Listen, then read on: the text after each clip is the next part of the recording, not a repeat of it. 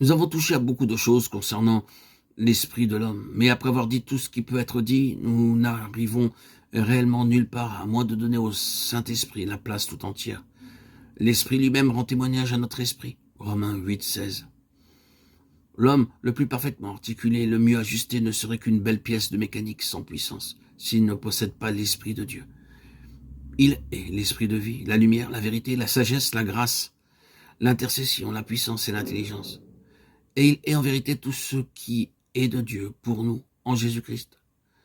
Tandis qu'il est nécessaire qu'il ait dans l'homme un organe qui est l'esprit, qui soit du même ordre que lui-même, cet organe ne peut pas fonctionner sans lui, en relation avec les choses divines.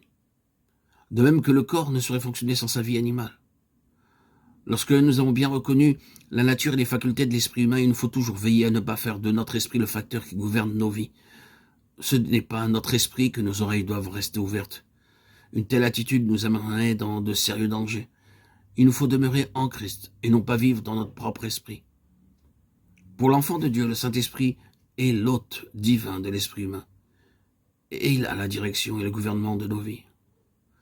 Nous n'échapperons pas aux troubles et à la confusion si nous faisons une sphère de vie et si nous prenons nos décisions en dehors du Seigneur lui-même.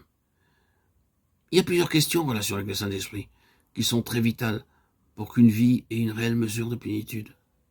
L'une de ces questions est celle de la nature corporative de l'onction et de l'opération de l'esprit. Nous avons traité ces sujets dans les nombreux audios précédents. Nous ne faisons donc que le rappeler ici. Mais une chose très importante, et nous pouvons le dire, qui embrasse tout, c'est celle de l'objet suprême du Saint-Esprit dans cette dispensation. C'est que Christ soit tout et en tous. La Pentecôte a été un mouvement venant du ciel pour rendre réel et vrai dans des hommes et des femmes qui sont l'Église ce qui avait été fait dans le ciel. Là, Christ avait été élevé à la droite de Dieu. Il avait été couronné de gloire et d'honneur. Hébreux 2, 7. Toutes choses avaient été mises sous ses pieds. Éphésiens 22. Il avait été établi comme le modèle de l'homme en pleine conformité avec la pensée et l'intention de Dieu. Cette élévation et cette installation devaient être la réalité qui devait gouverner tous les rapports de Dieu avec l'homme. Toutes les relations pratiques de Dieu avec les croyants n'ont qu'un seul but, les rendre conformes à l'image du Fils de Dieu. Romains 8, 29. Tout dans l'homme, à partir de la nouvelle naissance et jusqu'à la glorification, doit être de Christ. Christ étant sa puissance, sa nature et son but. Lui, et lui seul, doit être la ressource de la vie, de l'être et du service. Ce qui avait été vrai en principe dans sa propre vie terrestre en relation avec Dieu doit être vrai pour tous ceux qui sont unis à lui, après son élévation. Rien de lui-même, venant de lui-même. Jean 5, 19.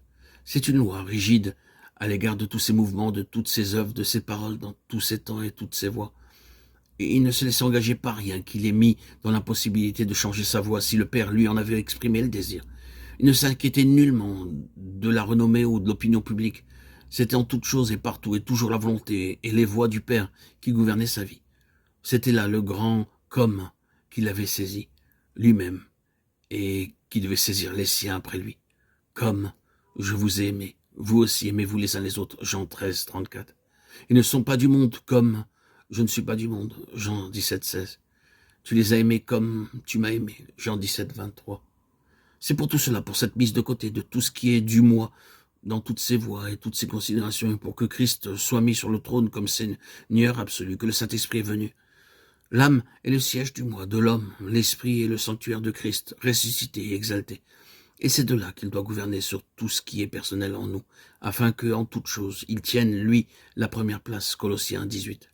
C'est là le seul objet de l'œuvre du Saint-Esprit.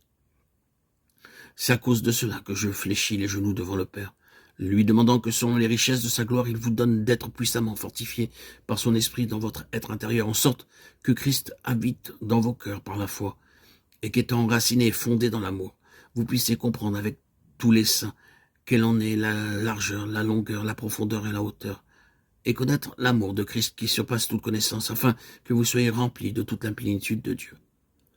Éphésiens 3, 14, 19.